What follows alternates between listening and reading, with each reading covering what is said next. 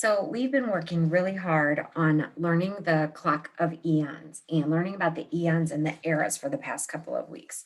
So we looked at this clock of eons and we said, these first few eons, there wasn't a lot going on. There wasn't much life going on during the Hadean and the Archean.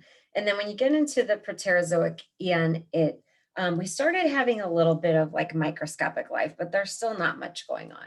And that's why we've been spending all of our time really talking about the Phanerozoic eon, because that was when um, all the life began. So there was so much going on during the Phanerozoic eon that we even split it up further into eras. So we began talking about the Paleozoic era, which is this blue part here. And we learned that that was when most of the life was in the ocean. So that's kind of why it's represented by blue. And then last week we talked about the Mesozoic era, and that was when the dinosaurs came. So the Mesozoic era is kind of a fun era to learn about because it was when the dinosaurs were ruling the land. And this week we're going to talk about the Cenozoic era. So the Cenozoic era is here. It's the third era in the Phanerozoic eon. It's a lot smaller. It wasn't quite as long. There's still a lot going on during the Cenozoic era, though. So the clock of eons is good for us to look at all of the time of the beginning of the earth. But the timeline of life is a little bit better for us when we're starting to talk about the kind of life that we see on earth. So this is our timeline of life. And this is a good way for us to see the different kinds of life that was happening in all of the different eras. So this shows us the whole Phanerozoic eon. We talked about the Paleozoic, and lots of the animals were living in the water then, right? And the Mesozoic is when we started to see these reptiles, the big dinosaurs that were kind of ruling the earth. And this week we're going to we're going to look at the Cenozoic era. So I'm going to zoom in so we can see. It's a lot shorter, see, so there's not as much going on, but this is when the kind of mammals that we see today began. So their ancestors are starting here in the Cenozoic era. So the Cenozoic era was an era of new life. It was the era of mammals. Some flowering plants were starting during this time too, and plants and insects began to have a relationship where they helped each other to be able to create different types of each of them. So the Cenozoic era isn't very long, but we still want to break it up into different parts. So we can split the Cenozoic era into three periods. The Paleogene, the Neogene, and the Quaternary are the three periods during the Cenozoic era. So we see the Paleogene was the first one. That means old birth. Neogene means new birth. And quaternary means fourth.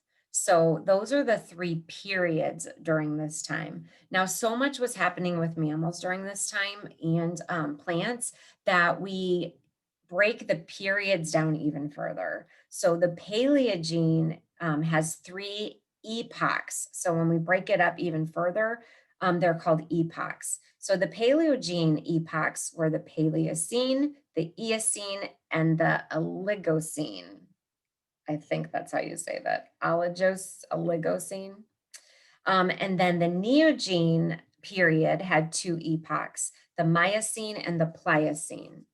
And the Quaternary had two epochs, the Pleistocene and the Holocene. So there were lots of different time periods that we break the Cenozoic era into because there was a lot going on with the mammals during this time. The Earth is colder during the Cenozoic era. It really cooled a lot from way back when we were looking at the volcanic activity and how hot the Earth began. So now the Earth is colder and the water at the poles of the Earth froze, so that dry land began to connect and make continents. The glaciers were formed during this time. They covered a lot of the planet because it was so cold. And that's when we see those ice ages that we hear about. The first mammals really kind of started at the end of the Mesozoic era, but we can see some of these very first mammals that began here, but the Cenozoic is when they really started to dominate the land.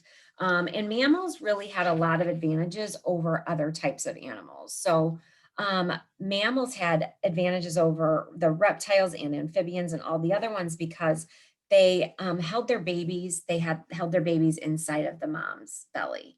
So they didn't have to worry about protecting their eggs or anything like that. They had their baby protected with them.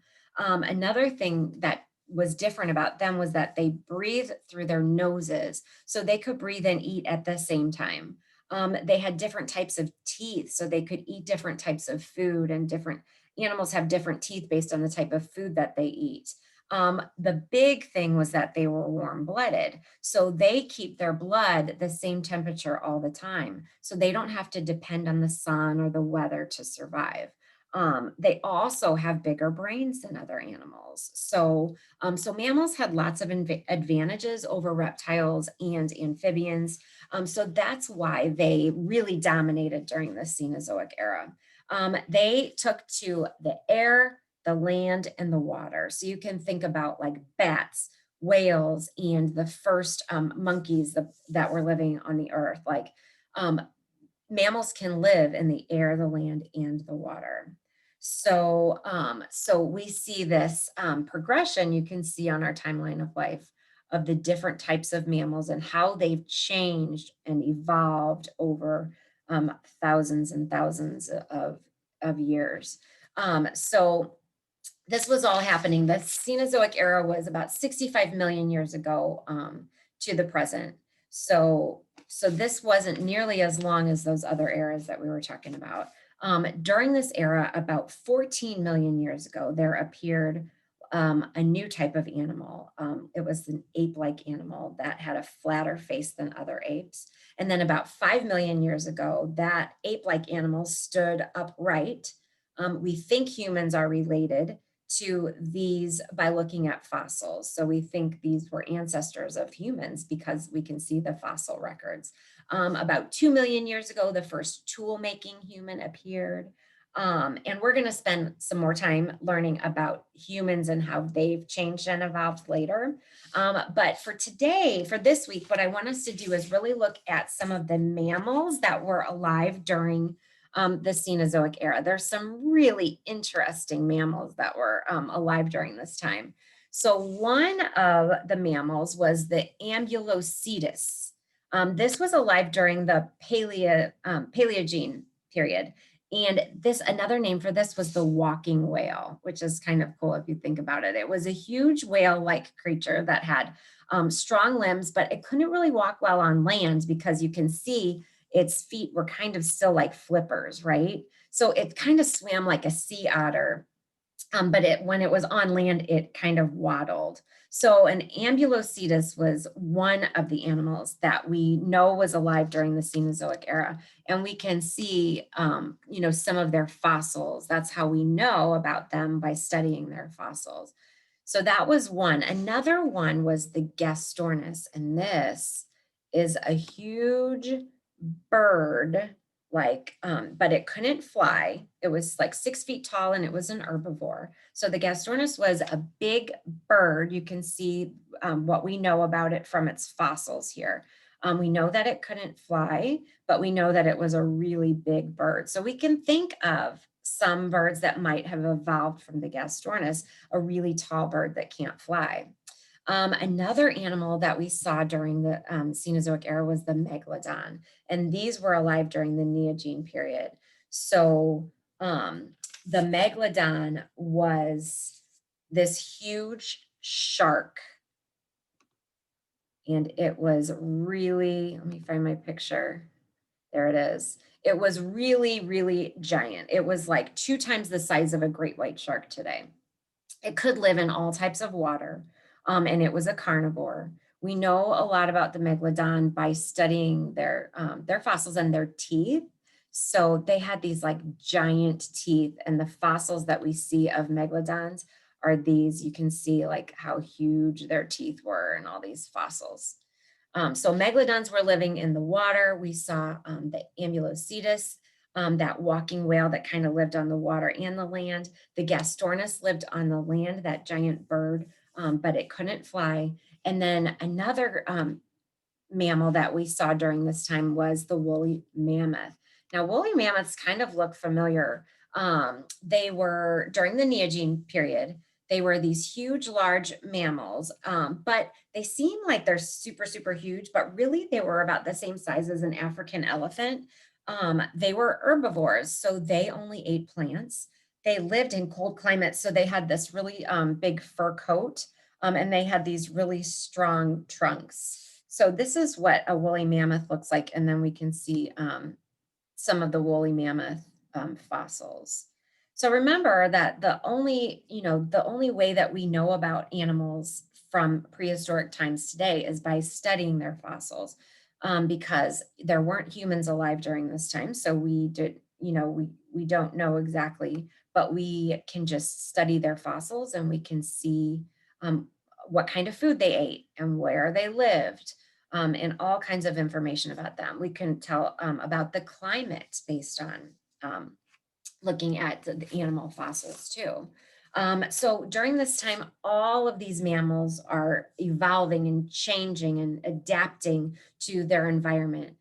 Plants were changing too. Plants and insects were developing different kinds of relationships, where insects would bring pollen to different flowering plants. So we had different flowering plants that were beginning, different types of insects were evolving. So the Cenozoic era is pretty interesting. So this week, you guys are going to work on studying some things about the Cenozoic era. I want you guys to pick one of those animals that we just looked at, and you can do a research project on that. There's a couple videos up for you, and just some different cool things to explore this week about the Cenozoic era.